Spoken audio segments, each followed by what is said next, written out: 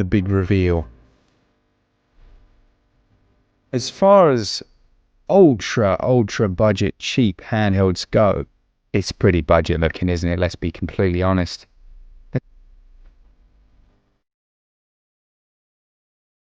So on the top of the device, if you can actually see that against my background, we've got a mini HDMI, a micro HDMI. We've got a USB-C, volume control, and a power button. Now the screen quality is absolutely abysmal. Like, really bad. You'll have to excuse my fingers, I've been rock climbing today. That's chalk and nothing untoward. But that screen is terrible. Let's go into the settings. I think we need to turn the brightness up if we can. Okay, so 5 is the brightest it goes. With that on 5, at least you can see what you're looking at. You got backlight, timeout function, auto off, file sorting mode, language, and advanced. I do like the advanced settings. What have we got in here? Information. So you've got the build version, the total onboard memory, which is just under 5 gigs. And that's about it. You can change the keytones, turning those off, thank goodness. And you can format the internal storage space. It lacks luster. Maybe in games it will look better. So it actually does run PS1 games here. Game Boy games, Mega Drive, classic nostalgia arcade game section. So gotta say, it is actually really comfortable. But the buttons are really cheap.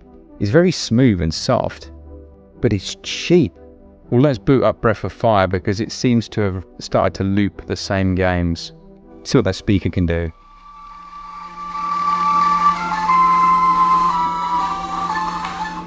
Well, I didn't know this was Capcom. There you go.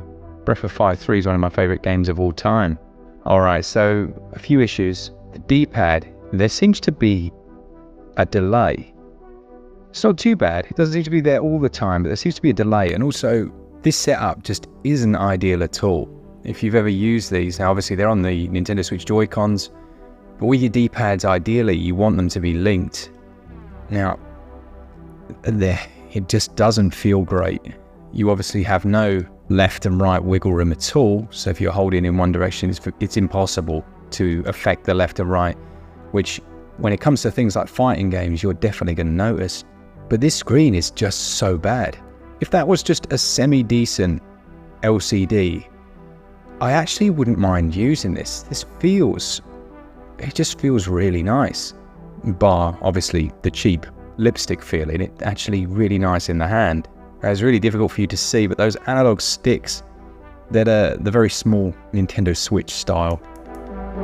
Quite clicky, but the surface of it's not a rubber that tracks very well. Kind of slips all over the shop. So the triggers are so bad that they don't move at all. There's just no movement in them at all, really. Very, very minor, just a one button click. Yeah, they're not good triggers. I mean, I didn't expect much. The battery's not removable. It looks like the rear case is held on by around about 8 screws. Well, there's 2 speaker grills up here. Whether or not it's actually got dual speakers, looks like it might have. Okay, so start and select will take you back out to the main menu. And then you've got your settings as well. Does it have any emulator settings? Screen size settings. Okay, you can have it full screen or scaled. Joystick mode, digital or analog. Keyboard mapping, sound output. And that's basically it. You got your save states in there as well. But yeah, they're doing the old looping games thing, which is a hallmark of the super cheap devices. You've got 18,000 of the same 30 games by the looks of it. Are there actually any PlayStation games in here? Alright, you've got one PlayStation game, that being Tekken.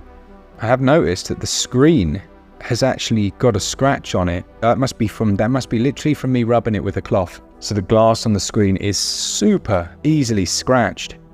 Yeah, it's got 3 scratches on there already. This isn't Gorilla Glass. This is like your mum's kitchen window, and it doesn't feel like Gorilla Glass either. That is terrible.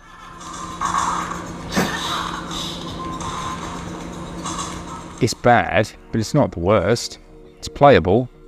Maybe this is their one playable game, but you can hear some audio stutters. Anything else on here that would look remotely decent? Let's have a look. Alright, well, it looks like the majority of the games are in basically the CPS. I don't recognise a lot of these names, I have to be honest. Oh, I do remember watching some device that basically just had like knockoff versions of popular games. Let's try F-Zero. That's one we'd all know and hopefully enjoy. I just can't believe how scratched up that screen is just from rubbing it once. Like, the device is basically ruined. So if you do buy this, don't do what I just did.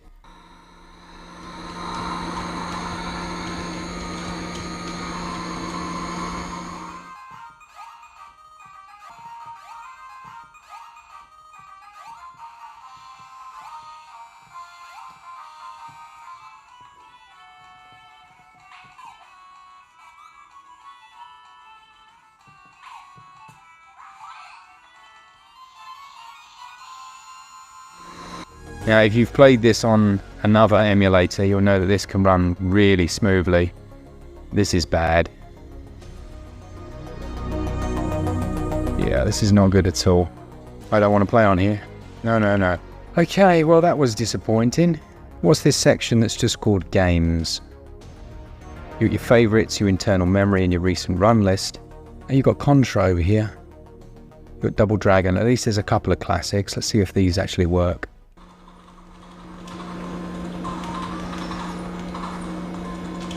Can you move forward on one? No, you're not going anywhere. Oh, we've got a video player.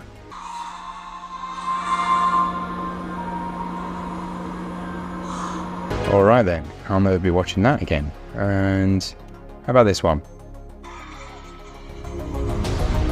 Nope. It almost makes the screen look all right, doesn't it?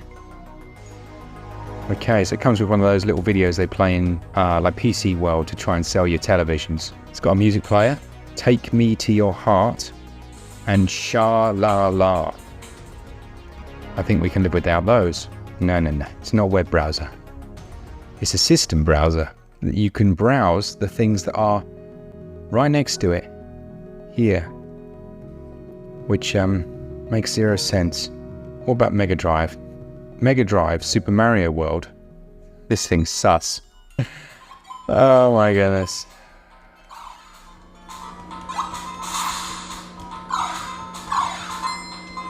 We've got Mario at home, Tommy.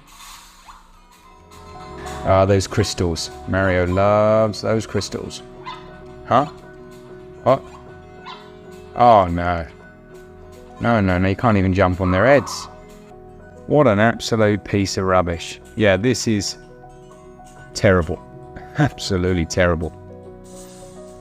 Isn't it amazing? Like, even on this terrible screen, classic Zelda still looks good. It's a bit of a mess, isn't it? It's quite comical, but don't spend your money on it. It does actually feel quite nice in the hand, but this is not a device that you want to be emulating anything on, other than the time you once threw a controller through your window. It is a definite avoid for me. As always, if you enjoyed the content, this is only the second video. Make sure you let me know down below. See you next time, and remember to hit continue.